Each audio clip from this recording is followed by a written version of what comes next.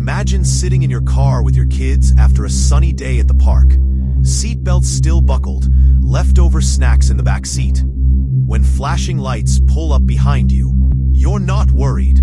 You've done nothing wrong. Then, in less than 3 minutes, your children are screaming, your spouse is face down on the pavement, and you're watching the love of your life die in front of them, handcuffed, helpless, and black.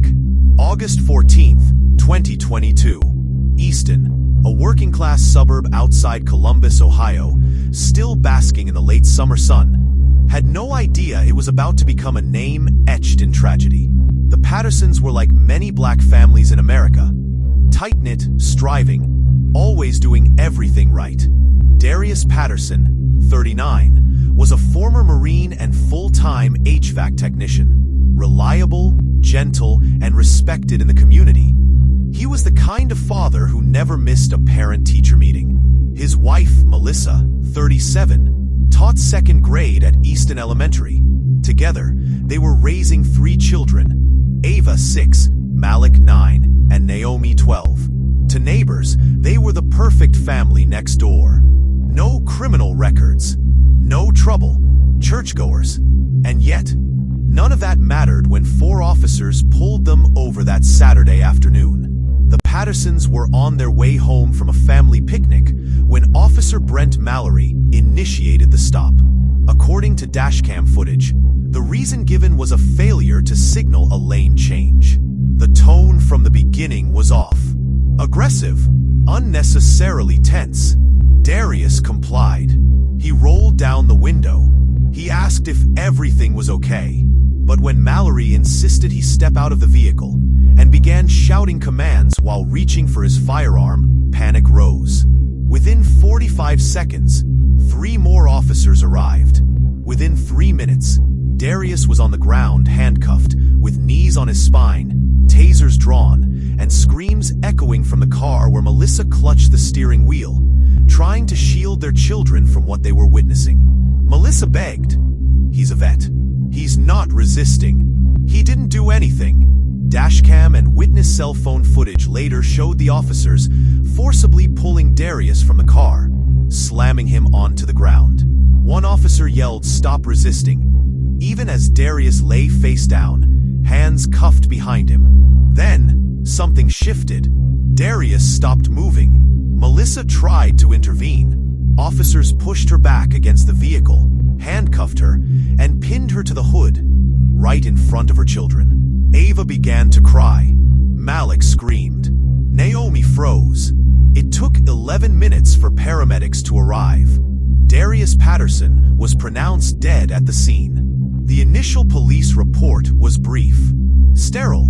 It claimed suspect exhibited erratic behavior.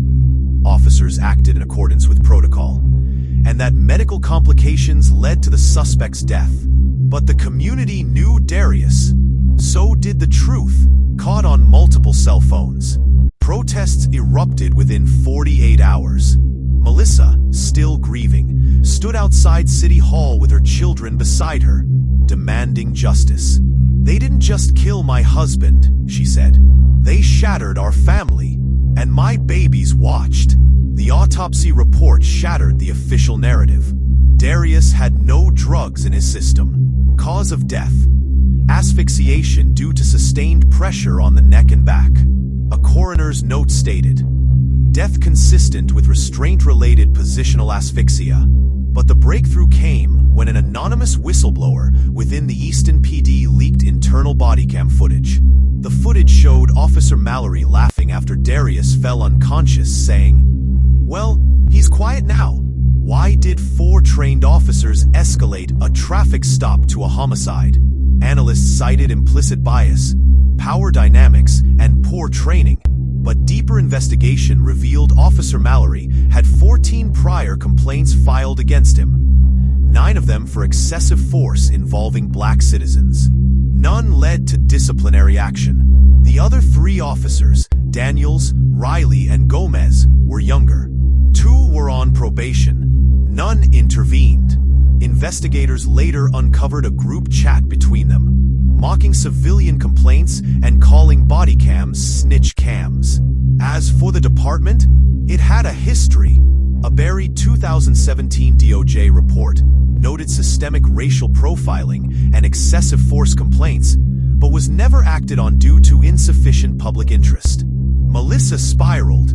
"I wake up to my kids screaming in their sleep," she told reporters months later. Malik started bedwetting. Ava stopped speaking for weeks. Naomi became withdrawn, furious, and volatile at school. Therapists diagnosed all 3 children with PTSD. But how do you explain to a 6-year-old that the people sworn to protect you are the ones who stole your father's last breath? The Pattersons' case lit a fuse.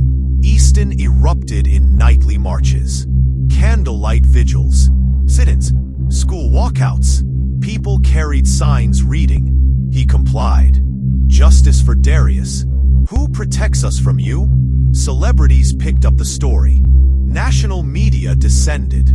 The Easton mayor, under immense pressure, placed all 4 officers on administrative leave.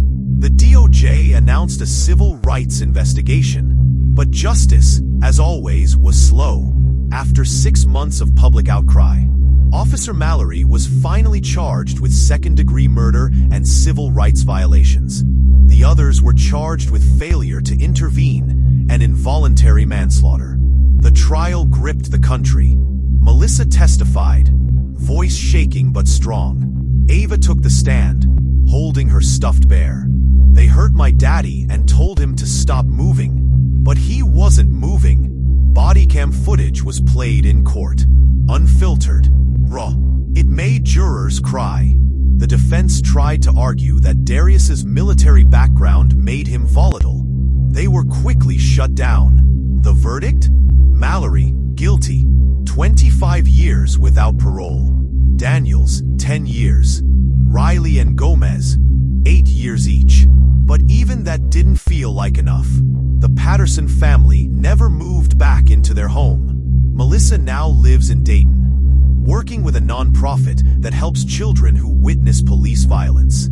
She gives talks in schools, in churches, at police departments even. Ava is in therapy. Naomi writes poetry. Malik wants to be a lawyer. The Patterson case led to real reform in Easton. Body cams are now mandatory. A civilian oversight board was created. Officer records are reviewed quarterly. But more importantly, the case helped ignite national conversations around family witness police violence, a lesser-known trauma that affects thousands. Darius Patterson didn't die because he was dangerous. He died because he was black, and someone with a badge couldn't see past that.